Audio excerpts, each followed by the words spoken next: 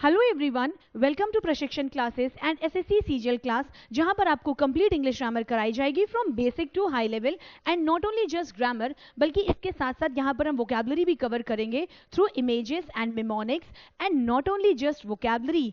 इसके अलावा आपको शॉर्ट ट्रिक्स भी सिखाए जाएंगे जिसके माध्यम से आप reading comprehension, rearrangement of paragraph और क्लोज टेस्ट जैसे क्वेश्चंस को स्पीड और एक्यूरेसी के साथ सक्सेसफुली अटेम्प्ट कर पाओगे। So this is going to be a wholesome class for all the SSC CGL aspirants और this is one stop solution for all the SSC CGL aspirants। तो चलिए आज की क्लास की शुरुआत करते हैं। सबसे पहले हम ग्रामर पोर्शन को कवर करेंगे और ग्रामर के साथ साइमल्टेनियसली यहाँ पर आपको वोकैबुलरी भी कराई जाएगी।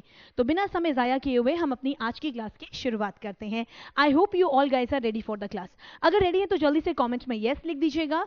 ओके, जब भी हम अपनी क्लास की शुरुआत करते हैं तो एक पॉजिटिव थॉट के साथ करते हैं। तो चलिए देखते हैं कि आज का कोट ऑफ द डे हमारे लिए क्या पॉजिटिव मैसेज लेकर के आया है। आज का कोट ऑफ द डे हमारे लिए बहुत ही बढ़िया सा, बहुत ही शानदार सा मैसेज लेकर के आया है। बहुत अच्छी बात बोली गई है कि win the day.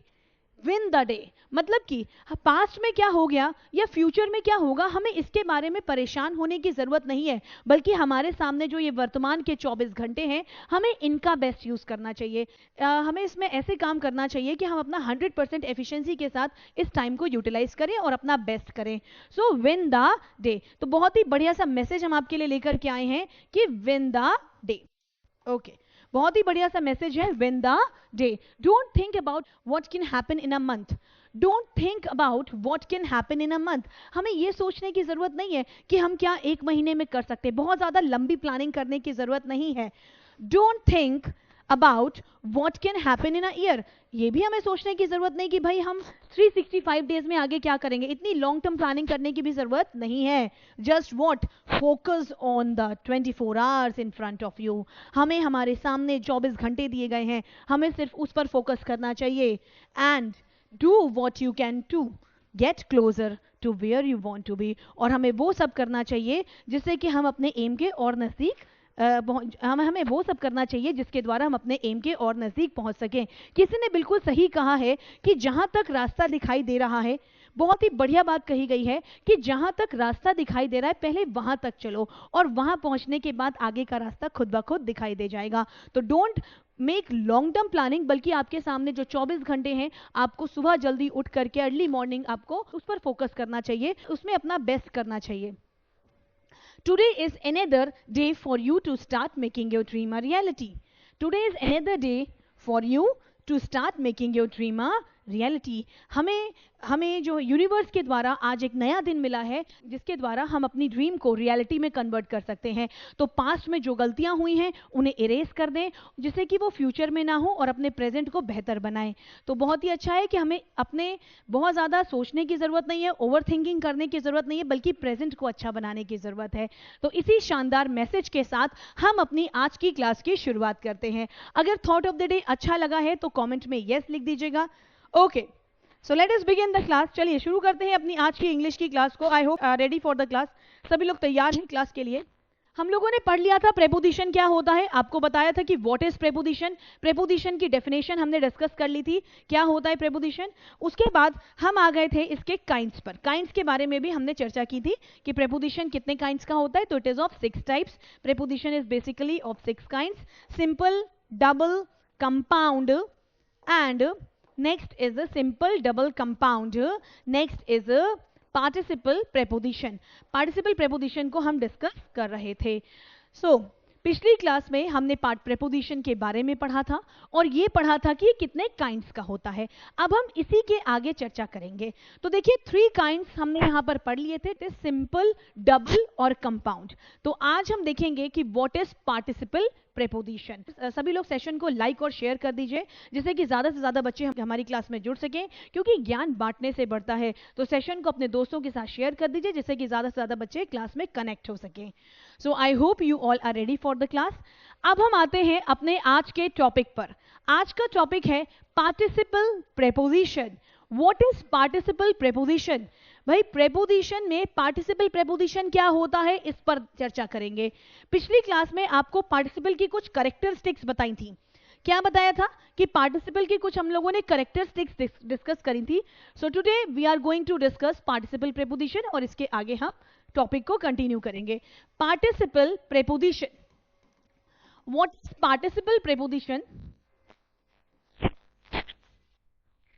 What is participle preposition? बहुत ही ध्यान से सुनेगा. पार्टिसिपल प्रीपोजिशन क्या होता है? आपको पार्टिसिपल प्रीपोजिशन समझने से पहले यह पता होना चाहिए कि पार्टिसिपल क्या है. तो पार्टिसिपल को सबसे पहले समझेंगे और फिर पार्टिसिपल प्रीपोजिशन को देखेंगे. पार्टिसिपल के बारे में लास्ट क्लास में आपको बताया था कि पार्टिसिपल्स क्या होते हैं, आईएनजी पे खत्म होते हैं. पार्टिसिपल्स की कुछ कैरेक्टरिस्टिक्स आपको लास्ट क्लास में बताई थी कि पार्टिसिपल्स क्या होते हैं.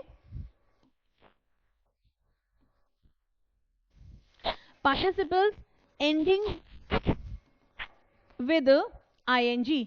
पार्टिसिपल्स किस पर खत्म होते हैं? आईएनजी पर खत्म होते हैं. तो participles ending with ING, ING पे खत्म होते हैं पार्टिसिपल्स. दूसरी कैरेक्टरिस्टिक थी कि always has a subject of reference. So participle की कैरेक्टरिस्टिक क्या थी? पार्टिसिपल की खासियत क्या होती है कि ये आईएनजी पे खत्म होने वाले शब्द होते हैं.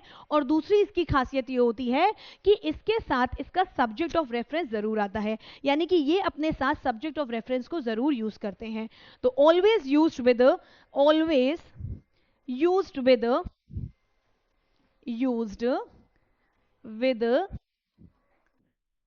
subject of reference, always used with subject of reference. हमेशा अपने subject of reference के साथ प्रयोग होते हैं.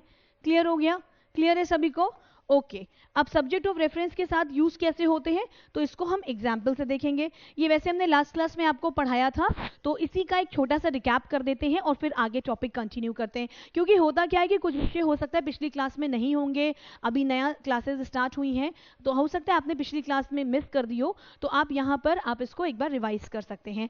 पार्टिसिपल्स क्या होते हैं? आईएनजी पे खत्म होने वाले वर्ड्स होते हैं. और दूसरी खासियत क्या होती है कि ये अपने साथ हमेशा अपना सब्जेक्ट ऑफ रेफरेंस जरूर यूज करते हैं. मतलब ये बिना सब्जेक्ट के यूज नहीं होते हैं. अब हम फटाफट से इसके एक एग्जाम्पल को देख लेते हैं. जैसे कि लिखा हुआ है, being a rainy day I could not come. Being a rainy day I could not come. I could not come. Last class में आपको बताया था कि यहां पर जो पार्टिसिपल का सब्जेक्ट होगा वो क्या बनेगा? इट. देखिए लास्ट क्लास में आपको ये पॉइंट बताया था, इसी को एक बार फटाफट से रिवाइज करके हम आगे कंटिन्यू करेंगे. Okay. Being a rainy day I could not come. Rainy day होने के कारण मैं नहीं आ पाई. अब इस सेंटेंस में हम इसको दो पार्ट्स में ब्रेक करते हैं. ये रहा पहला पार्ट और ये रहा इसका दूसरा पार्ट. ये रहा पहला पार्ट और ये रहा second clause.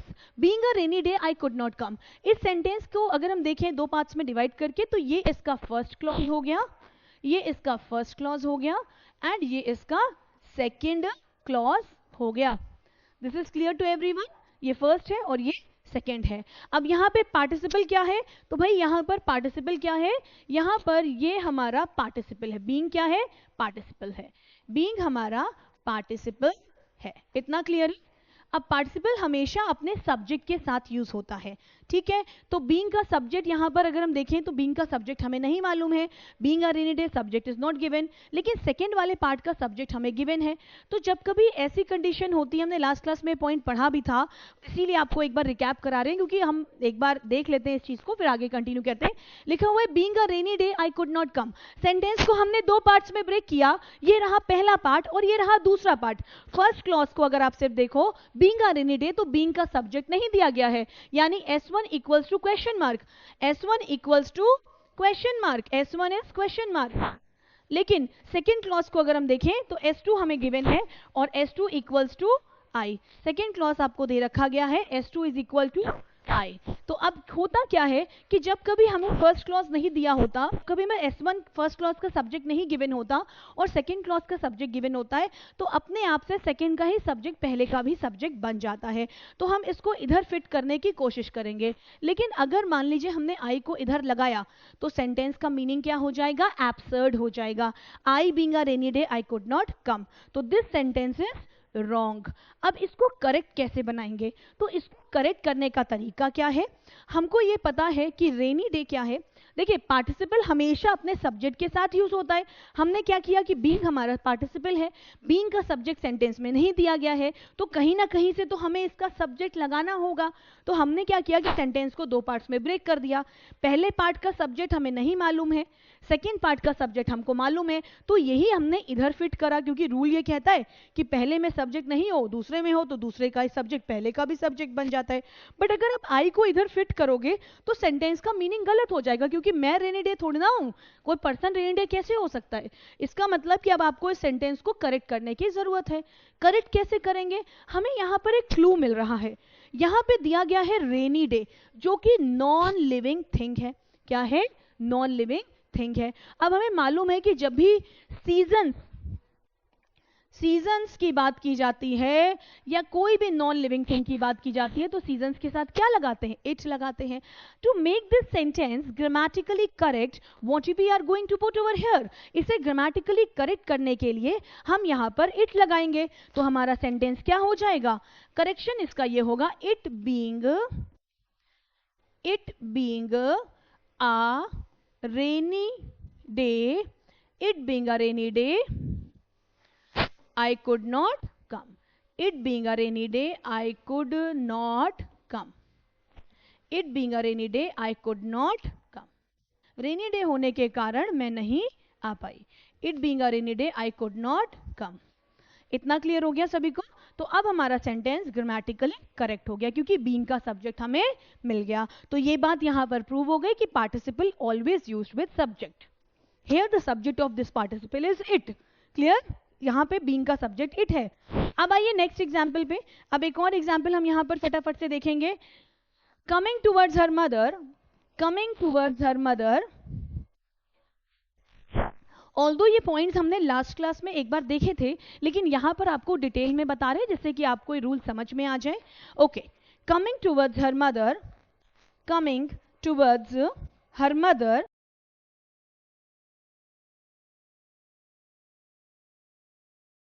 a glass, coming towards her mother, a glass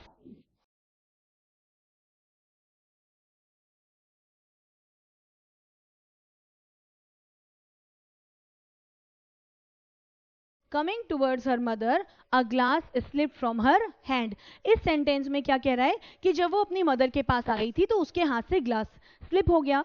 ठीक, अब यहाँ पे भी वही काम करना है। सबसे पहले तो हमारा पार्टिसिपल क्या है, तो माय डियर स्टूडेंट्स यहाँ पर कमिंग हमारा पार्टिसिपल है। ठीक, अब इसका सब्जेक्ट देखना है। आपने सेंटेंस को दो पार्ट्स में ब्रेक कर दिया, ये फर्स्ट पार्ट हो गया और दूसरा सेकेंड पार्ट हो गया। ठीक, तो इतना हमारा क्या हो गया, ये हमारा फर्स्ट पार्ट हो गया और इतना हमारा सेकेंड पार्ट हो गया। आई होप यहां तक क्लियर है। ये फर्स्ट क्लॉज है और ये हमारा क्या है, दिस इज सेकेंड क्लॉज। ये हमारा सेकेंड क्लॉज हो गया। क्लियर, ये फर्स्ट है और ये सेकेंड क्लॉज है। अब यहाँ पे फर्स्ट क्लॉज में देखिए तो कमिंग टूवर्ड्स हर मदर, कौन अपनी मदर के पास आ रहा था, सब्जेक्ट नहीं दिया गया है। That means S1 equals to question mark. Okay, S1 equals to question mark. अब हम इसको हाइड करेंगे, सेकेंड पार्ट को देखेंगे तो क्या गिर गया, a glass slip from her hand. S2 हमें गिवन है सेकेंड क्लॉज का subject a glass, second clause का सब्जेक्ट गिवन है अ ग्लास। तो जब फर्स्ट क्लॉज का सब्जेक्ट नहीं गिवन होता, सेकेंड क्लॉज का सब्जेक्ट गिवन होता है, तो अपने आप से यही सेकेंड सब्जेक्ट फर्स्ट का भी सब्जेक्ट बन जाएगा। अब जरा अ ग्लास को यहां पर लगा के देखिए, अ ग्लास, तो क्या ये सेंटेंस सही है, दिस इज रॉन्ग। ग्लास थोड़ा ना चल के आ रहा था। दैट मीन्स कि अगर हम अ ग्लास को कमिंग के पहले लगाएंगे तो सेंटेंस का मीनिंग गलत हो जाएगा, क्योंकि a glass coming towards her mother is wrong. Glass थोड़ा ना चल के आ रहा था। दैट मीन्स कि हमें कमिंग का सही सब्जेक्ट ढूंढना पड़ेगा। अब सेकेंड क्लॉज से हमें एक हिंट मिलता है कि a glass slip from her hand. Hint ये मिलता है कि यहां पर आपको हर गिवन है। हर किसका पोजेसिव है, हर हैंड दिया गया है। हर हैंड से पता चलता है कि सब्जेक्ट क्या रहा होगा, शी रहा होगा। हर से पता चलता है कि हमारा जो सब्जेक्टिव केस है वो क्या होगा, शी होगा। तो यहां पर हम क्या लगा देंगे, शी लगा देंगे। ठीक, ओके। सेकेंड पॉइंट यहाँ पे कि हर से पता चलता है कि क्या रहा होगा, सब्जेक्ट हमारा क्या होगा, शी होगा। ठीक, सब्जेक्टिव केस शी होगा। Glass slipped from her hand. अब देखिए यहाँ पे ग्लास उसके हाथ से गिर गया। अब सेकेंड क्लॉज में आपको स्लिप्ड दिया गया है। स्लिप्ड क्या है? वर्ब की सेकेंड फॉर्म है। देखिए भाई यहाँ पे लिखा हुआ है स्लिप्ड। स्लिप्ड क्या है? ये आपकी वर्ब की सेकेंड फॉर्म है। वर्ब की सेकेंड फॉर्म से पता चलता है कि एक्शन कब हुआ? एक्शन पास्ट में हुआ। वर्ब की सेकेंड फॉर्म से पता चलता है कि ये एक्शन पास्ट में हुआ है। तो सेंटेंस किस में है? पास्ट टेंस में है। सेंटेंस किस में है? पास्ट टेंस में है। सेंटेंस पास्ट टेंस में है। तो यहां पर क्या हो जाएगा? शी के बाद तो देखिए शी तो लगेगा, शी वॉज क्या हो जाएगा? वॉज आ जाएगा। शी वॉज आ गया, ठीक, क्योंकि पास्ट के लिए वॉज लगाएंगे। अब सेंटेंस में ये बोल रहा है कि जब वो अपनी मदर के पास आ रही थी तो उसके हाथ से ग्लास गिर गया, यानी कि ये क्या है? ड्यूरेशन को शो कर रहा है। जब वो अपनी मदर के पास आ रही थी तो उसके हाथ से ग्लास गिर गया, ये समय की अवधि को शो कर रहा है, ड्यूरेशन को शो कर रहा है। तो जब आप ड्यूरेशन बताते हो, अवधि बताते हो, तो ड्यूरेशन के लिए क्या लगाते हो? जब हम ड्यूरेशन की बात करते हैं, टाइम की अवधि बताते हैं, तो उसके लिए हम क्या लगाएंगे? हमारे पास दो ऑप्शंस हैं, या तो ड्यूरिंग लगाएंगे और या फिर हम वाइल लगाएंगे। हमारे पास दो ऑप्शंस हैं कि या तो हम ड्यूरिंग लगाएंगे या वाइल लगाएंगे। अब सवाल ये उठता है कि जब वो अपनी मदर के पास आ रही थी तो उसके हाथ से ग्लास गिर गया, ये कोई लॉन्ग ड्यूरेशन है? नहीं, ये तो शॉर्ट ड्यूरेशन है। तो लॉन्ग ड्यूरेशन होती तो आप ड्यूरिंग लगाते। ड्यूरिंग का प्रयोग तो लॉन्ग ड्यूरेशन के लिए होता है, लेकिन शॉर्ट ड्यूरेशन के लिए आप क्या लगाओगे? शॉर्ट ड्यूरेशन के लिए आप वाइल का यूज करोगे। शॉर्ट ड्यूरेशन के लिए आप वाइल का यूज करोगे। तो क्या हो जाएगा? यहां पे करेक्शन हो जाएगा, while she was coming towards her mother a glass slipped from her hand। तो इस सेंटेंस की राइट फॉर्मेशन क्या होगी? इसकी राइट फॉर्मेशन हो जाएगी while she was coming towards her mother a glass slipped from her hand। I hope this is clear to everyone। इसकी correct formation हो जाएगी while she was coming towards her mother a glass slipped from her hand। This is clear। तो यहाँ पे coming का subject क्या हो गया? she हो गया, ठीक। अब आइए तीसरे पॉइंट पे, तीसरे एग्जाम्पल पर। इसी से मिलता जुलता हम तीसरा एग्जाम्पल देखते हैं। तीसरा एग्जाम्पल है walking along the road. Walking along the road, walking along the road a snake, walking along the road a snake bit him। Walking along the road a snake bit him. जब वो सड़क पे चल रहा था तो सांप ने उसे काट लिया। Walking along the road a snake bit him.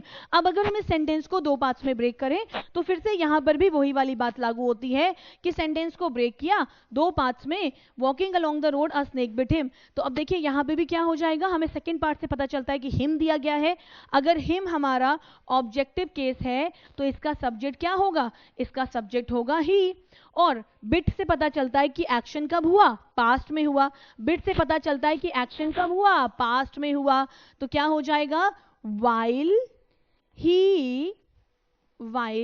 he was coming toward walking along the road a snake bit him। तो ये इसका करेक्ट फॉर्मेशन हो जाएगा। तो यहाँ वॉकिंग का सब्जेक्ट क्या है? ही है। So this point is clear to everyone. इससे हमें दो बातें प्रूव हो गई कि पार्टिसिपल हमेशा सब्जेक्ट के साथ आता है और आईएनजी पे खत्म होता है, ठीक। अब हम आते हैं अपने टॉपिक पर जो हम पढ़ रहे थे, पार्टिसिपल प्रेपोजिशन। अब देखिए पार्टिसिपल की खासियत तो समझ में आ गई कि ये आपका सब्जेक्ट के साथ यूज होता है, लेकिन पार्टिसिपल प्रेपोजिशन क्या होता है? तो देखो पार्टिसिपल प्रेपोजिशन में थोड़ा सा एक्सेप्शन है। पार्टिसिपल समझ में आ गया कि सब्जेक्ट के साथ आएगा और आईएनजी पे खत्म होगा। अब पार्टिसिपल प्रेपोजिशन क्या चीज है, इस पे नजर डालते हैं। पार्टिसिपल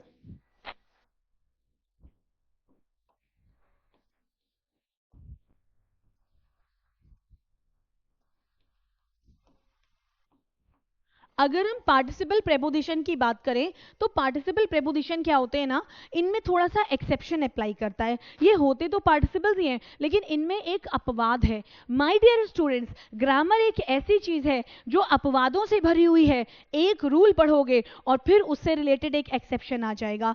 तो ग्रामर एक ऐसी चीज है जो अपवादों से भरी हुई है। आप एक रूल पढ़ेंगे और फिर उसका एक्सेप्शन आ जाएगा। तो हमने ये तो देखा कि पार्टिसिपल के साथ सब्जेक्ट लगाना अनिवार्य है, लेकिन जो जो पार्टिसिपल प्रेपोजिशन होते हैं ये क्या होते हैं, ये सब्जेक्ट से स्वतंत्र होते हैं। पार्टिसिपल प्रेपोजिशन क्या होते हैं, ये सब्जेक्ट से स्वतंत्र होते हैं। तो पार्टिसिपल प्रेपोजिशन जो होते हैं इनको हम इंडिपेंडेंट पार्टिसिपल भी कहते हैं। इनको दूसरे शब्दों में इंडिपेंडेंट पार्टिसिपल्स भी कहा जाता है। दूसरे शब्दों में आप इंडिपेंडेंट पार्टिसिपल्स भी बोलते हो। इन्हें हम इंडिपेंडेंट पार्टिसिपल्स भी कहते हैं। They are called also called independent participles. और इंडिपेंडेंट इसलिए क्योंकि वो ये अपने सब्जेक्ट्स ऑफ रेफरेंस से स्वतंत्र होते हैं, सब्जेक्ट से मुक्त होते हैं, सब्जेक्ट से मुक्त होते हैं, सब्जेक्ट से मुक्त होते हैं, सब्जेक्ट से मुक्त होते हैं, सब्जेक्ट से मुक्त होते हैं। अगर इनके साथ सब्जेक्ट लगाया है तो ठीक है, सब्जेक्ट नहीं लगाया है तो ठीक है। तो जो independent participle preposition independent participles होते हैं, ये ऐसे पार्टिसिपल होते हैं जिनके साथ सब्जेक्ट का होना कंपलसरी नहीं है। अगर सब्जेक्ट लिखा है तो ठीक है, सब्जेक्ट नहीं लिखा है तो भी ठीक है। तो देखिए इंडिपेंडेंट पार्टिसिपल्स कहलाते हैं पार्टिसिपल प्रीपोजिशन, सब्जेक्ट से मुक्त होते हैं। इनके साथ अगर subject is given, if subject is given it is right, but if subject is not given then also the sentence is right. Okay, तो then also the sentence is not wrong, sentence is correct.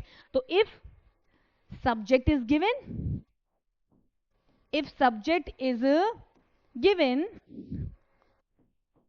then sentence is correct, but if the subject is not given, if subject is not given, if subject is not given then also the sentence is correct. Subject दिया गया है तो भी सही है, subject नहीं दिया गया तो भी सही है। लेकिन जो सिंपल पार्टिसिपल्स होते थे वो डिपेंडेंट होते थे, उनके साथ तो सब्जेक्ट आना कंपलसरी होता था। जैसा हमने अभी प्रीवियस एग्जांपल्स में देखा कि being a rainy day, walking along the road या कमिंग टूवर्ड्स हर मदर, तो वहाँ तो सब्जेक्ट आना कंपलसरी है क्योंकि वो एकदम जनरल पार्टिसिपल्स हैं, करेक्टरिस्टिक्स है पार्टिसिपल्स की। लेकिन जब आप इंडिपेंडेंट पार्टिसिपल्स की बात करते हो, जो जनरल पार्टिसिपल्स होते हैं उनके साथ सब्जेक्ट आना कंपलसरी है। बट अगर आप पार्टिसिपल प्रेपोजिशन की बात करते हो, जिसे इंडिपेंडेंट पार्टिसिपल कहा जाता है, इसके साथ सब्जेक्ट दिया है तो ठीक है, सब्जेक्ट अगर नहीं दिया है तो भी सेंटेंस गलत नहीं होगा। अगर सब्जेक्ट गिवन है it's correct, and if subject is not given then also the sentence is correct. इसका एग्जाम्पल देखते हैं। अब हम इसका एग्जाम्पल देखते हैं पार्टिसिपल प्रेपोजिशन का, कि सब्जेक्ट गिवन है तो ठीक है, सब्जेक्ट नहीं गिवन है तो भी सेंटेंस इज करेक्ट। एग्जाम्पल देखिए, considering the case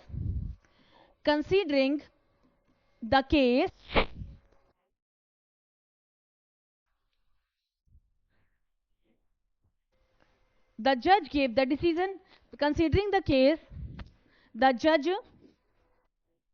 gave the decision, considering the case the judge gave the decision। अब देखिए हम यहाँ पे इंडिपेंडेंट पार्टिसिपल्स को पढ़ रहे हैं, आई होप कि सबको समझ में आ रहा है। इंडिपेंडेंट पार्टिसिपल्स पर ये एग्जाम्पल आपके सामने ये रहा, इंडिपेंडेंट पार्टिसिपल पर ये रहा हमारा एग्जाम्पल, ध्यान से समझिएगा अच्छे से। जो लिखा हुआ है कंसीडरिंग द केस द जज गेव द डिसीजन, केस को कंसीडर करने के बाद जज ने फैसला सुनाया। अब यहां पर जो कंसीडरिंग है ये हमारा इंडिपेंडेंट पार्टिसिपल है, ये पार्टिसिपल प्रेपोजिशन है। अच्छा, अब पार्टिसिपल प्रेपोजिशन में सब्जेक्ट गिवन है तो भी ठीक है, सब्जेक्ट नहीं गिवन है तो भी ठीक है। कंसीडरिंग द केस, केस को कंसीडर करने के बाद जज ने अपना फैसला सुनाया। इस सेंटेंस को हम दो पार्ट्स में ब्रेक कर लेते हैं। ये रहा हमारा फर्स्ट पार्ट, जो कि फर्स्ट पार्ट है, फर्स्ट क्लॉज है कंसीडरिंग द केस, और ये रहा हमारा सेकेंड पार्ट, द जज गेव द डिसीजन। ये रहा हमारा सेकेंड पार्ट कि द जज gave the decision.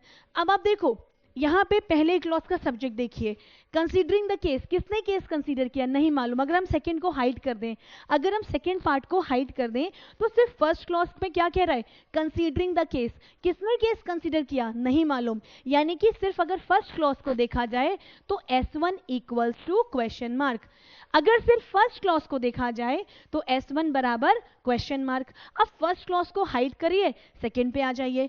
Second clause का सब्जेक्ट आपको क्या गिवन है, S2 बराबर क्या है, तो S2 बराबर क्या दिया गया है, द जज गेव द डिसीजन, किसने फैसला सुनाया, जज ने सुनाया।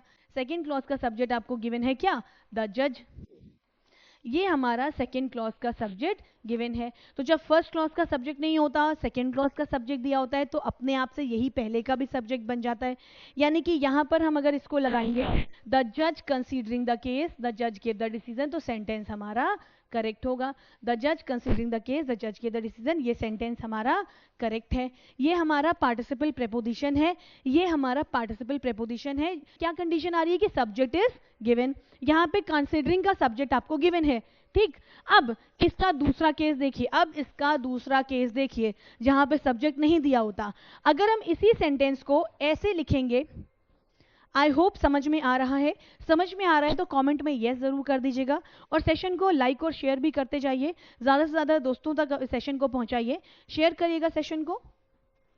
और अगर आप हमारे चैनल पर नए हैं और आपने चैनल को अभी तक सब्सक्राइब नहीं करा है, तो सब्सक्राइब नहीं किया, so do subscribe our channel because this is very important.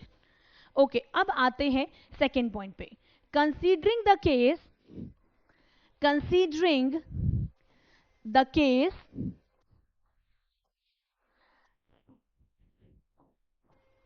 the decision, considering the case, the decision was taken, considering the case, the decision was taken, considering the case, the decision was taken। अब यहां पर देखिए, अब इस case में हमने sentence को दो पार्ट्स में डिवाइड कर दिया।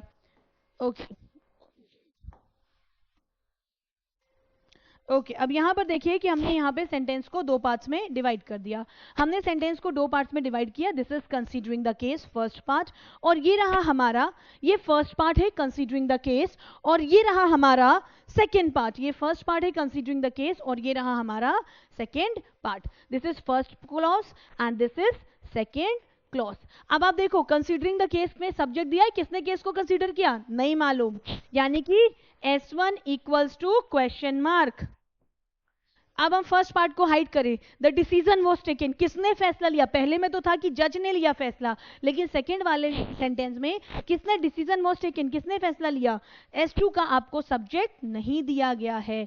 यहां पे ना S1 मालूम है और ना ही S2 मालूम है, आपको S1 नहीं गिवन है, एज वेल एज आपको S2 भी नहीं दिया गया है, लेकिन फिर भी ये सेंटेंस गलत नहीं होगा, ये सेंटेंस सही होगा। क्यों सही होगा, क्योंकि माय डियर स्टूडेंट्स, ये कौन सा केस है, ये हमारा इंडिपेंडेंट पार्टिसिपल है, और इंडिपेंडेंट पार्टिसिपल की खासियत क्या होती है कि ये सब्जेक्ट से मुक्त होता है। अगर सब्जेक्ट गिवन है तो ठीक है, सब्जेक्ट नहीं गिवन है तो भी गलत नहीं है, तो भी ठीक है। तो ये आपके दोनों एग्जाम्पल्स हो गए, if subject is given and if subject is not given. So this is clear to everyone. तो ये हमारे इंडिपेंडेंट पार्टिसिपल्स होते हैं, जिन्हें पार्टिसिपल प्रेपोजिशन या इंडिपेंडेंट पार्टिसिपल कहा जा सकता है। ओके, नाउ अब इंडिपेंडेंट पार्टिसिपल्स के एग्जाम्पल्स को देखते हैं कि इंडिपेंडेंट पार्टिसिपल्स में कौन कौन से वर्ड्स आते हैं। तो भाई इंडिपेंडेंट पार्टिसिपल्स में कौन कौन से आते हैं, इसमें आपके जो वर्ड्स आते हैं वो कौन कौन से इंडिपेंडेंट पार्टिसिपल्स हैं। तो हमारे इंडिपेंडेंट पार्टिसिपल्स में आप कह सकते हैं कि पहले आता है जैसे बेयरिंग। इंडिपेंडेंट पार्टिसिपल्स में कौन कौन से पार्टिसिपल्स आते हैं, तो आपको ये लिस्ट याद रखनी होगी। इसमें कौन कौन से पार्टिसिपल्स आ जाएंगे, तो बेयरिंग, फिर आएगा owing, then regarding, then including. Barring का मतलब किसी चीज को लीव करके, बेयरिंग का मतलब को छोड़कर, बेयरिंग का मतलब लीव करके, को छोड़कर। Barring, owing, regarding, including, then considering, referring, judging, concerning, judging, concerning, viewing, broadly speaking. Okay, हाँ ये गलत लिखा हुआ है, इसको करेक्ट कर दीजिएगा, कंपाउंड प्रीपोजिशन नहीं है, ये हमारे क्या हैं, इंडिपेंडेंट पार्टिसिपल्स हैं। So these are are independent participles. कौन कौन से हैं, barring, owing, regarding, considering. Independent participles कौन कौन से हैं, barring, owing, regarding, including, considering, referring, judging, concerning, broadly speaking and viewing. This is clear to everyone? कौन कौन से हैं, bearing, then owing, then regarding, including, considering, referring, judging, concerning, then viewing and broadly speaking. Then last is broadly speaking. तो ये हमारे independent participles हैं। यहाँ तक क्लियर हो गया सभी को? यहाँ तक क्लियर हो गया तो जल्दी से कमेंट में यस टाइप कर दीजिएगा, कमेंट में यस लिख दीजिएगा, पॉजिटिव कमेंट्स में जो है थम्स अप कर दीजिएगा अगर सेशन अच्छा लग रहा है तो। Okay, so I hope this is clear to everyone. Session अच्छा लग रहा है तो जल्दी से खूब सारे थम्स अप्स कर दीजिए कमेंट में। ओके ओके, नाउ बेयरिंग पर हम एक एग्जाम्पल देखते हैं। Barring the accident the mail will arrive tomorrow. अब देखो यहाँ पे बेयरिंग हमारा इंडिपेंडेंट पार्टिसिपल है, which is also called participle preposition. Barring the accident the mail will arrive tomorrow, इसका मतलब क्या हुआ? उस घटना को छोड़कर मेल जो है, पत्र जो है वो कल पहुंचेगा। तो उस घटना को छोड़कर, बेयरिंग का मतलब को छोड़कर, बेयरिंग का मतलब एक्सेप्टिंग या अपार्ट फ्रॉम, को छोड़कर, उस घटना को छोड़कर जो पत्र है वो कल पहुंचेगा। बेयरिंग क्या है? इंडिपेंडेंट पार्टिसिपल है। इसका सब्जेक्ट आपको नहीं मिल रहा है, इसका सब्जेक्ट नहीं दिया गया है, ठीक है? तो बेयरिंग यहां पर हमारा क्या है? इंडिपेंडेंट पार्टिसिपल है। I hope this is clear to everyone. यहां तक क्लियर हो गया सभी को? Okay, now let's move to another example. Considering yesterday's fire, there are many rumors in the bazaar. कल की आग की घटना को छोड़कर कल की आग की घटना के बारे में, concerning yesterday's fire, there are many rumors in the bazaar. कल की आग की घटना के बारे में बाजार में बहुत सारी अफवाहें हैं। तो ये आपका जो हो गया, ये हमारा पार्टिसिपल प्रीपोजिशन हो गया concerning। Okay, now disguised preposition क्या होता है? डिस्गाइज्ड प्रीपोजिशन का मतलब होता है हिडन प्रीपोजिशन। जो प्रीपोजिशन सेंटेंस में हिडन फॉर्म में यूज हो रहा है, that is called disguised preposition. ये भी हम पिछली क्लास में पढ़ चुके हैं, ऑलरेडी हम इसको डिस्कस कर चुके हैं। अब मूव करते हैं फ्रेजल प्रीपोजिशन पर। फ्रेजल प्रीपोजिशन क्या होते हैं ये हम पिछली क्लास में पढ़ चुके हैं। डिस्गाइज्ड प्रीपोजिशन तो आप प्रीवियस वीडियो देखिएगा।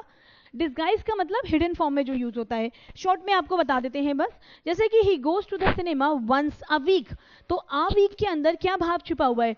इन छिपा हुआ है। इन लिखा नहीं है लेकिन क्या है? इन का भाव छिपा हुआ है। तो जो इन है ये डिस्गाइज प्रीपोजिशन है। Then second, it is 5 o'clock। अब ये भी आपको पिछली क्लास में बताया था कि जब हम बोलते हैं 5 o'clock, 2 o'clock, तो अर्थ क्या होता है? घड़ी के 5 बजे हैं, घड़ी के 2 बजे हैं। तो अर्थ तो ऑफ का निकलता है, लेकिन हम यहाँ पे ऑफ ना लिखकर ओ के ऊपर कॉमा लगाते हैं। तो यहाँ पे ऑफ छिपा हुआ है, ये हमारा ऑफ हमारा डिस्गाइज्ड प्रीपोजिशन है, और पहले वाले सेंटेंस में इन डिस्गाइज्ड प्रीपोजिशन है। इसको पिछली क्लास में डिस्कस किया था। अब बढ़ते हैं फ्रेजल प्रीपोजिशन पर। फ्रेजल प्रीपोजिशन क्या होता है? तो phrasal preposition is also very simple. वो सारे फ्रेजेस जो प्रीपोजिशन की तरह काम करते हैं, वो सारे फ्रेजेस जो प्रीपोजिशन का काम करते हैं, उन्हें हम फ्रेजल प्रीपोजिशन कहेंगे। तो वो सारे ग्रुप ऑफ वर्ड्स जो प्रीपोजिशन का काम करते हैं, उन्हें फ्रेजल प्रीपोजिशन कहा जाता है। तो फ्रेजल प्रीपोजिशन का मतलब कि the preposition which is made by a phrase, that is group of words. Preposition जो शब्दों के समूह से बनता है उसे फ्रेजल प्रीपोजिशन कहा जाता है। प्रीपोजिशन जो शब्दों के समूह से बनता है उसे फ्रेजल प्रीपोजिशन कहा जाता है। यहां तक क्लियर है सभी को? क्लियर है? ओके, नाउ इसके एग्जाम्पल्स क्या क्या हो जाएंगे? तो भाई इसके बहुत सारे एग्जाम्पल्स हैं। इसमें सबसे पहले अकॉर्डिंग टू, जिसका मतलब होता है के अनुसार। According to the terms and condition, he will have to finish it in 2 days. तो according to दो शब्दों से बना है तो phrase preposition हो गया। कह रहा है कि according to the terms of condition, according to the terms and condition, he will finish it in 2 days. Terms और condition के मुताबिक उसे इस कार्य को 2 दिन में करना होगा। टर्म्स एंड कंडीशन के अकॉर्डिंग उसे इस कार्य को 2 दिन में करना होगा। तो अकॉर्डिंग टू क्या है? फ्रेजल प्रीपोजिशन है। According to is phrasal preposition. Clear हो गया? नेक्स्ट है by dint of, by virtue of, ये भी हम लोग डिस्कस कर चुके थे। अब हम आ जाते हैं किस पर? ओके, अब यहां पर एक और इंपॉर्टेंट पॉइंट है, डिस्कस कर लेते हैं। फ्रेजेस कितने प्रकार के होते हैं? शॉर्ट में हम देखेंगे तो जो फ्रेजेस होते हैं वो मेनली हमारे 3 टाइप्स के होते हैं, noun, adjective and adverb phrase. My dear students, अगर देखा जाए फ्रेजेस कितने प्रकार के होते हैं तो फ्रेजेस मेनली 3 टाइप्स के होते हैं। आई होप कि सबको समझ में आ रहा है। समझ में आ रहा है तो कमेंट जरूर करिएगा। फ्रेजेस 3 प्रकार के होते हैं, noun phrase, adjective phrase and adverb phrase. Noun phrase क्या होता है? भाई वो शब्दों का समूह जो नाउन का काम करे, नाउन फ्रेज है। वो शब्दों का समूह जो विशेषण का काम करे, एडजेक्टिव फ्रेज है। और वो शब्दों का समूह जो एडवर्ब की तरह काम करे, वो एडवर्ब फ्रेज है। देखिए किस तरह से इसको एग्जाम्पल से समझते हैं। सबसे पहले noun phrase. Means noun phrase क्या होता है, चलो भाई इसको एग्जाम्पल से समझते हैं। ग्रुप ऑफ वर्ड्स जो कि नाउन का काम करें वो आपके नाउन फ्रेज में आएंगे। इसको ऐसे समझिएगा, the sun rises in the morning, क्या कह रहा है, सूर्य जो है सुबह उदय होता है। अगर हम इस सेंटेंस की हिंदी देखें तो हिंदी में क्या अर्थ निकलेगा, सूर्य सुबह निकलता है। ठीक है, हिंदी में बोलो तो आप इसके लिए क्या यूज करोगे वर्ड, सूर्य सुबह उदय होता है, सूर्य सुबह निकलता है। लेकिन जब इसी बात को इंग्लिश में बोलेंगे तो हम मॉर्निंग सिर्फ नहीं लिखेंगे बल्कि ये पूरा पूरा फ्रेज लिखेंगे, इन the morning. Do you got this point. Hindi में बोलते हैं तो सेंटेंस का अर्थ क्या निकलता है, सूर्य सुबह निकलता है, सिर्फ सुबह वर्ड से काम चल जाएगा। लेकिन जब आप इसको ट्रांसलेट करके प्रॉपर इंग्लिश में लिखोगे, so you will say like this कि the sun rises in the morning. अब मॉर्निंग वर्ड के लिए जब आपने फ्रेज यूज किया तो क्या यूज किया, सुबह के लिए आपने फ्रेज यूज किया इन द मॉर्निंग। तो ये कंप्लीट फ्रेज किसका काम कर रहा है, ये कंप्लीट फ्रेज इस नाउन का काम कर रहा है। तो ये क्या कहलाएगा, नाउन फ्रेज। तो जो फ्रेज नाउन का काम करे, नाउन के लिए प्रयोग हो, नाउन की तरह काम करे, वो नाउन फ्रेज हो जाएगा। इन द मॉर्निंग किसके लिए यूज हो रहा है, सुबह, और सुबह वर्ड क्या है, नाउन है। तो वो फ्रेज जो नाउन के लिए काम करता है वो नाउन फ्रेज है। देन नेक्स्ट आते हैं एडजेक्टिव फ्रेज पे। एडजेक्टिव फ्रेज क्या होता है, अब देखिए एडजेक्टिव फ्रेज को भी एग्जांपल से समझते हैं। The magistrate was a kind man. Magistrate एक दयालु व्यक्ति था। अब यहाँ पे काइंड क्या है, हमारा एडजेक्टिव है। अब इसी बात को अगर आप एडजेक्टिव, अभी तो हमने सिर्फ एडजेक्टिव लगाया, सिंगल वर्ड लगाया, अभी हमने एडजेक्टिव लगाया, सिर्फ सिंगल वर्ड लगाया। लेकिन अगर हम इसी बात को हम एडजेक्टिव फ्रेज के द्वारा बोले, इसी बात को हम एडजेक्टिव के ग्रुप ऑफ फ्रेज के द्वारा बोले, तो हम बोलेंगे, हमने ऐसे अगर सिर्फ एडजेक्टिव का प्रयोग करके बोलोगे तो ऐसे बोलोगे कि मैजिस्ट्रेट एक दयालु व्यक्ति है। लेकिन अगर इसी बात को आप फ्रेज के का प्रयोग करके बोलो तो आप कैसे बोलेंगे, इसी बात को फ्रेज का प्रयोग करके बोलोगे तो आप कहोगे कि the magistrate was a man with a kindly nature. Magistrate एक दयालु स्वभाव वाला व्यक्ति है। तो इसी काइंड वर्ड के लिए हमने ये फ्रेज यूज किया, विद अ काइंडली नेचर। तो ये तो एडजेक्टिव है क्योंकि सिंगल वर्ड है, और ये पूरा का पूरा एडजेक्टिव फ्रेज हो जाएगा, with a kindly nature which is doing the work of an adjective, which is working as an adjective. Clear हो गया सभी को? I hope this is clear to everyone. Now moving towards adverb phrase. So now what is adverb phrase? Similarly जैसे कि noun phrase हमने पढ़ा, adjective phrase पढ़ा, उसी तरीके से, ठीक उसी तरीके से adverb phrase भी होता है। वो सारे group of words जो कि adverb का काम करते हैं adverb phrase कहलाएंगे। वो group of words जो adverb का काम करते हैं adverb phrase कहलाएंगे। क्लियर? अब देखिए यहाँ पे किस प्रकार से वो ग्रुप ऑफ वर्ड्स जो एडवर्ब का काम करें एडवर्ब फ्रेज कहलाएंगे। Example, Maharana Pratap fought bravely. अब ब्रेवली यहाँ पर अगर देखा जाए तो भाई ब्रेवली हमारा एडवर्ब है, एक सिंगल वर्ड है। महाराणा प्रताप जो है बहादुरी से उन्होंने फाइट करी। लेकिन अगर इसी बात को आपको ग्रुप ऑफ वर्ड्स के द्वारा, शब्दों के समूह के द्वारा बोलना होगा तो आप कैसे बोलेंगे? आप इस तरह से बोलोगे, Maharana Pratap fought in a brave manner. Maharana Pratap fought in a brave manner.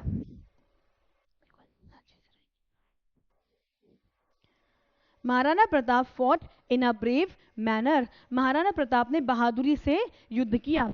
तो इन अ ब्रेव मैनर अगर हम बात करें, इन अ ब्रेव मैनर, तो ये पूरा का पूरा हमारा एडवर्ब फ्रेज हो जाएगा। ये पूरा का पूरा क्या हो जाएगा? एडवर्ब फ्रेज हो जाएगा। इतना क्लियर है? ये पूरा का पूरा क्या होगा? एडवर्ब फ्रेज होगा। अब आइए नेक्स्ट पॉइंट पे। This is clear? ये पूरा का पूरा क्या हो जाएगा? Fought in a brave manner. In a brave manner, in a brave manner हमारा एडवर्ब फ्रेज है जो कि एडवर्ब का काम कर रहा है। क्लियर हो गया सभी को? ओके, अब आते हैं नेक्स्ट टॉपिक पे। ओके, ये कुछ इंपॉर्टेंट फ्रेज प्रेपोजिशंस हैं जिन्हें कि आपको थॉरली प्रिपेयर करने की जरूरत है। ये कुछ टोटल 50 के आसपास फ्रेज प्रेपोजिशंस हैं जिन्हें हमें ध्यान रखने की जरूरत है। और हम लोग क्या करेंगे कि आप ये जो क्लास के नोट्स हैं ये आपको पीडीएफ के फॉर्म में मिल जाएंगे, तो आप एक बार इन फ्रेज प्रेपोजिशंस को पढ़ लीजिएगा, अच्छे से रिवाइज कर लीजिएगा। ये कुछ फ्रेज प्रेपोजिशंस हैं जो हमें ध्यान रखने जरूरी हैं, तो आप एक बार इसको गो थ्रू करेंगे। और हम भी ये क्या करेंगे कि हम लोग क्लास में 5 फ्रेज प्रेपोजिशंस डिस्कस करते रहेंगे। Okay, now let's move forward towards other part of the chapter. Now let's move forward towards the other part of the lesson, that is prepositions is going on. Okay, यहाँ तक clear हो गया सभी को? अब हम इसके आगे बढ़ते हैं। ओके एक दो फ्रेज प्रेपोजिशंस डिस्कस कर लेते हैं, फिर इसके आगे बढ़ते हैं। तो कुछ फ्रेज प्रेपोजिशंस यहाँ पर हम डिस्कस कर लेते हैं, इसके बाद हम इसके आगे बढ़ेंगे। कुल मिलाकर 50-55 फ्रेज प्रेपोजिशंस है जो ध्यान रखने जरूरी है, जिन पर एग्जाम में आपसे क्वेश्चन पूछा जा सकता है। तो इस लिस्ट में पहला फ्रेज प्रेपोजिशन है हमारा एट वेरियंस विद। क्या है? At variance with. पहला फ्रेज प्रेपोजिशन है at variance with. At variance with का मतलब क्या होता है? एट वेरियंस विद का मतलब होता है अंतर होना, डिफरेंस होना। वेरियंस का मतलब अंतर, तो एट वेरियंस विद का मतलब होता है अंतर होना, डिफरेंस होना। ठीक, तो एट वेरियंस विद का मतलब होता है डिफरेंस होना, अंतर होना। एग्जाम्पल देखिए, his words are at variance with the facts. His variance words are at variance with the facts. इसका अर्थ क्या होगा कि उसके जो his words are at variance with the facts, उसके जो बात है वो तथ्यों से अलग है। His words are at variance with the facts, मतलब कि जो उसकी बात है ना वो फैक्ट से अलग है। जैसे आप देखते हो ना, हमारे यहाँ पे क्या होता है, हम लोग देखते हैं कई बार जो हमारे पॉलिटिशियंस का काम क्या होता है, पॉलिटिशियंस का काम क्या होता है कि भाई उनकी जो बातें होती है ना वो फैक्ट से अलग होती है। फैक्ट्स कुछ होते हैं लेकिन उनकी बातें उससे अलग होती हैं। तो his words are at variance with the facts. Next, at the behest of. At the behest of का मतलब क्या होता है? के आदेश पर। अगर हम किसी के आदेश पर कोई काम करते हैं तो वहां पे एट द बिहेस्ट ऑफ का यूज होता है। अगर हम किसी के आदेश पर कोई काम करते हैं तो वहां पे एट द बिहेस्ट ऑफ का यूज होता है। That means on the provocation of, या के आदेश पर। किसी के आदेश पर कोई काम करोगे तो एट द बिहेस्ट ऑफ का यूज होगा। He attended the party at the behest of his father.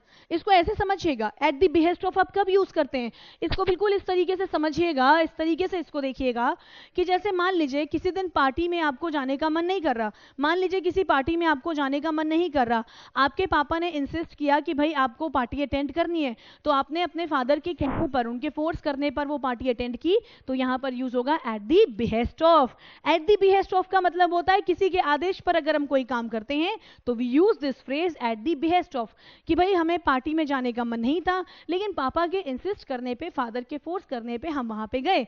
तो that means he attended the party at the behest of his father. उसने अपने पिता के आदेश करने पर, इंसिस्ट करने पर, फोर्स करने पर पार्टी अटेंड करी। Now moving forward towards another phrase preposition. अब बढ़ते हैं अनदर फ्रेज प्रेपोजिशन की ओर। अगला फ्रेज प्रेपोजिशन है at the dawn of. At the dawn of. At the dawn of का मतलब क्या होता है? Dawn dusk. देखो डॉन डस्क किसके लिए यूज होता है, आपको बताया था पिछली क्लास में भी, या नहीं अगर आपको मालूम होगा तो देख लीजिए। सनराइज के पहले का समय, सूर्य उदय से पहले का समय डॉन होता है, और डस्क क्या मतलब होता है? सूर्य अस्त का जो टाइम होता है उसको बोलते हैं डस्क। सूर्य अस्त के समय का जो टाइम होता है दैट इज कॉल्ड डस्क। तो डॉन सनराइज का समय, डस्क सनसेट का समय। ठीक है, क्लियर है? एट द डॉन ऑफ का मतलब सनराइज, जब सुबह हो रही होती है 4 बजे का और सनराइज के बीच जो सूर्योदय से पहले का समय, उसे डॉन बोलते हैं। तो at the dawn of phrase का मतलब क्या होगा? किसी चीज की शुरुआत में, in the beginning of, in the beginning of. At the dawn of का मतलब क्या होता है? इन द बिगिनिंग ऑफ, की शुरुआत में। जैसे example, at the dawn of civilization, इसका मतलब होता है इन द बिगिनिंग ऑफ, या की शुरुआत में, की शुरुआत पर, इन द बिगिनिंग ऑफ, की शुरुआत पर। एग्जाम्पल देखिएगा, at the dawn of civilization we were developing our own culture. सभ्यता की शुरुआत में हम अपना कल्चर डेवलप कर रहे थे। At the dawn of civilization, समझ में आ रहा है सभी को? At the dawn of civilization we were developing our own culture. At the dawn of civilization we were developing our own culture. सभ्यता की शुरुआत में हम अपना कल्चर डेवलप कर रहे थे। जब सभ्यता की शुरुआत हो रही थी तब हम अपना कल्चर डेवलप कर रहे थे। ठीक है, क्लियर हो गया सभी को? नेक्स्ट आता है by dint of. By dint of और बाय वर्च्यू ऑफ। तो अगला जो फ्रेज प्रेपोजिशन है वो क्या है? अगला फ्रेज प्रेपोजिशन बहुत ही बढ़िया है, इंटरेस्टिंग है। नेक्स्ट है बाय डिंट ऑफ। अब देखो बाय डिंट ऑफ और इसी से मिलता जुलता एक और फ्रेज प्रेपोजिशन है by virtue of. By dint of और बाय वर्च्यू ऑफ, इन दोनों का मतलब होता है, क्या होता है इन दोनों का मतलब? इन दोनों का मतलब होता है के बल पर। दोनों का मतलब होता है के बल पर। बात समझ में आ रही है? के बल पर इन दोनों का मतलब होता है, लेकिन दोनों के यूज में अंतर है। There is difference in the use of these two phrase prepositions. Now what is the difference? Let's see. दोनों के यूज में क्या अंतर है? बाय डिंट ऑफ का यूज आप तब करते हो जब आप हार्डवर्क के बल पर, मेहनत के बल पर कुछ अचीव करते हो. तो यानी कि जब हम हार्डवर्क के बल पर कुछ प्राप्त करते हैं तो वहां पर बाय डिंट ऑफ का यूज होता है. जब मेहनत के बल पर कुछ प्राप्त करते हैं तो वहां पे बाय डिंट ऑफ का यूज होता है. अब इस पर एग्जाम्पल देखते हैं. तो बाय डिंट ऑफ पर हम एक एग्जाम्पल देखते हैं बढ़िया सा. ही got success by dint of his hard work. He got success by dint of his hard work. उसे अपनी हार्डवर्क के बल पर सफलता मिली. तो देखिए यहां पर क्या यूज हो रहा है? बाय डिंट ऑफ यूज हो रहा है. ठीक. दूसरा, बाय वर्च्यू ऑफ का भी सेम मतलब है हिंदी में, के बल पर, लेकिन इसका यूज आप कब करते हो? जब आप पावर या अथॉरिटी के बल पर कुछ अचीव करते हो. ज्यादातर पॉलिटिकल पावर के सेंस में बात करेंगे हम. तो अगर हम पावर या अथॉरिटी के बल पर कोई चीज अचीव करते हैं तो वहां पे बाय वर्च्यू ऑफ का यूज होता है. पावर या अथॉरिटी के बल पर अगर हम कुछ प्राप्त करते हैं तो वहां पर बाय वर्च्यू ऑफ का यूज होगा. वहां पर किसका यूज होगा? बाय वर्च्यू ऑफ का. एग्जाम्पल देखेंगे हम यहाँ पे अच्छे से. ये देखिए इसका एग्जाम्पल देखिएगा. तो इसका एग्जाम्पल हम सेकेंड सेंटेंस बना देते हैं. इसका एग्जाम्पल है द जज पास्ट द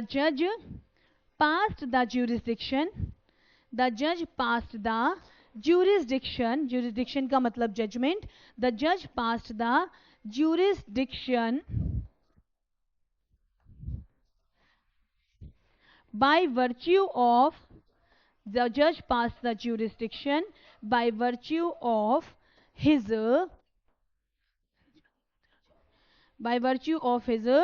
powers.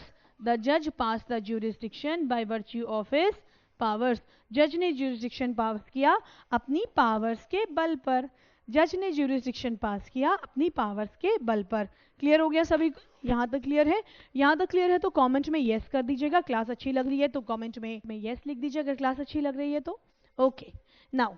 और हाँ, so do share our session with are your friends. Session को अपने दोस्तों के साथ ज़्यादा से ज़्यादा शेयर करिएगा क्योंकि ज्ञान बांटने से बढ़ता है. क्लास अच्छी लग रही है तो कमेंट में ढेर सारे थम्स कर दीजिए, यस कर दीजिए, सेशन को लाइक और शेयर कर दीजिए. अब आते हैं फ्रेज प्रेपोजिशन के बाद some specific uses of prepositions पे. अब हम आते हैं प्रेपोजिशन के कुछ स्पेसिफिक यूजेस पे. Some specific uses of prepositions पे अब हम आते हैं. यहां तक सबको क्लियर हो गया? यहां तक क्लियर हो गया तो कमेंट में यस कर दीजिए. नाउ फर्स्ट ऑफ ऑल सबसे पहला जो प्रेपोजिशन का यूज है वो है एंटर. कुछ हम प्रेपोजिशन के स्पेसिफिक यूजेस यहां पर डिस्कस करेंगे. स्पेसिफिक यूजेस की अगर बात करें तो देखो एंटर वर्ड सबसे पहले आता है. एंटर का मतलब क्या होता है? एंटर का मतलब होता है आना या प्रवेश करना. ध्यान से सुनिएगा. एंटर का मतलब होता है आना या प्रवेश करना. तो एंटर का मतलब हिंदी में अगर देखा जाए, एंटर का मतलब कम इनटू. ठीक, आना या प्रवेश करना. अब देखिए ध्यान से देखिएगा कि इसका क्या कॉन्सेप्ट है. एंटर का मतलब अगर आना या प्रवेश करना होता है तो इसके साथ कोई प्रेपोजिशन नहीं लगेगा. जनरली अगर हम कहें कि she entered the class, if I से लाइक दिस कि शी एंटर्ड द क्लास, तो मतलब यहां पे हम क्या कह रहे हैं कि वो क्लास में आई. तो एंटर का मतलब अगर आना या प्रवेश करना है तो इस केस में इसके साथ कोई प्रेपोजिशन लगाने की जरूरत नहीं है. इस केस में इसके साथ कोई प्रेपोजिशन नहीं लगेगा. So with enter word no preposition is used. Enter शब्द के साथ कोई प्रेपोजिशन का प्रयोग नहीं करेंगे. जब एंटर का अर्थ होगा हिंदी में प्रवेश करना, यानी कि आना या प्रवेश करना, कम इनटू या गो इनटू. ठीक, ध्यान से सुनिएगा. लिखा हुआ है ही एंटर्ड द क्लास, तो आप क्या बोलोगे इसको? ही एंटर्ड द क्लास. एंटर का मतलब अगर आना या प्रवेश करना है तो इसके साथ कोई प्रेपोजिशन नहीं लगाएंगे. क्लियर हो गया सभी को? तो आप यहाँ पे क्यों नहीं लगाओगे प्रेपोजिशन? इसका कारण क्या है? क्योंकि इसके मीनिंग के अंदर ही प्रेपोजिशन इंक्लूडेड है. एंटर मीन्स कम इनटू या गो इनटू, तो इसके मीनिंग में ही इनटू लगा हुआ है, इसलिए अलग से प्रेपोजिशन लगाने की जरूरत नहीं है. तो आप इसे ऐसे बोलेंगे, he went into the class equals to he entered the class. He went into the class equals to he entered the class, वो क्लास में गया या वो क्लास में एंटर हुआ, तो he went into the class equals to he entered the class. यहां तक सभी को क्लियर हो गया? अच्छा, now come to the other part. अभी ये रूल खत्म नहीं हुआ है, इसका एक और इंपॉर्टेंट कॉन्सेप्ट जानना जरूरी है। एंटर का मतलब जब आना होता है तो हम कोई प्रेपोजिशन प्रयोग नहीं करते, ये तो सबको समझ में आ गया। लेकिन अगर एंटर का मतलब कोई एग्रीमेंट करना है, अगर एंटर का मतलब कि आप कोई बिजनेस एग्रीमेंट कर रहे हो, किसी के साथ कोई पार्टनरशिप कर रहे हो या कोई बातचीत कर रहे हो, तो एंटर का मतलब अगर कोई एग्रीमेंट करना, कोई कन्वर्सेशन करना, कोई बिजनेस पार्टनरशिप करना, तो उस केस में एंटर के साथ प्रेपोजिशन लगाएंगे, इस केस में प्रेपोजिशन लगाएंगे। तो यदि एंटर का मतलब होता है कोई बिजनेस एग्रीमेंट या कोई बातचीत, कन्वर्सेशन, तो उस केस में preposition is used with enter, उस केस में प्रेपोजिशन एंटर के साथ लगाया जाएगा। अगर एंटर का प्रयोग किसी बिजनेस पार्टनरशिप के लिए, एग्रीमेंट के लिए या कन्वर्सेशन के लिए आप करोगे, तो वहां पे आप प्रेपोजिशन यूज करोगे इसके साथ। और कैसे प्रयोग करोगे? तो भाई इस तरीके से हम प्रेपोजिशन यहां पर यूज करेंगे। एंटर इनटू सम बिजनेस, भाई हम लोग पढ़ते हैं ना कि ये 3 लोग थे जो एंटर इनटू पार्टनरशिप बिजनेस, तो एंटर के साथ इनटू लगाएंगे। Enter into a conversation, enter upon a career, ये लोग enter into a conversation, enter upon a career, कि भाई उन लोगों ने कन्वर्सेशन शुरू किया, बातचीत शुरू करी, या वो उसने अपने कैरियर की शुरुआत की, enter upon a career. Upon का प्रयोग होता है जब हम डाउनवर्ड से अपवर्ड पहुंचते हैं, तो उसने अपने कैरियर की शुरुआत करी। तो एंटर का मतलब जब कन्वर्सेशन है, बिजनेस है, एग्रीमेंट है, तो प्रेपोजिशन यूज होगा उसके साथ। This point is clear to everyone? Now one question, we will do one question based on this. इसी पर आधारित हम एक क्वेश्चन करते हैं। He was very much engaged in his business office work. He was very much engaged in his office work when the thieves entered into his house and took away a lot of things. He was very much engaged in his business work. वो अपने business work में बहुत ज़्यादा busy था जब चोर उसके घर में आए और बहुत सारा सामान जो था वो चुरा कर ले गए। तो अब देखो यहाँ पे enter का मतलब क्या निकल रहा है? आना या प्रवेश करना। तो इसके साथ प्रेपोजिशन लगेगा? बिल्कुल नहीं लगेगा इसके साथ। तो क्या इसके साथ प्रेपोजिशन लगेगा? इसके साथ प्रेपोजिशन नहीं यूज होगा। क्लियर है? तो एरर किस पार्ट में है? यहाँ पर एरर है सी पार्ट में। क्लियर हो गया सभी को? ओके, तो ये सिंपल था, एकदम साधारण सा एग्जाम्पल था और बहुत ही सिंपल सा एग्जाम्पल था इस रूल पर बेस्ड। अब हम आते हैं नेक्स्ट यूज पर। अब हम प्रेपोजिशन के नेक्स्ट यूज पर आते हैं। नेक्स्ट यूज है बोर्ड।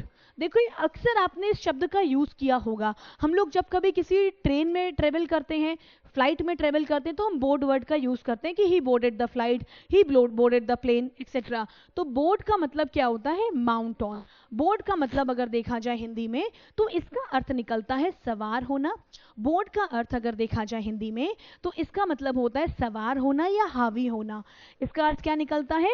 सवार होना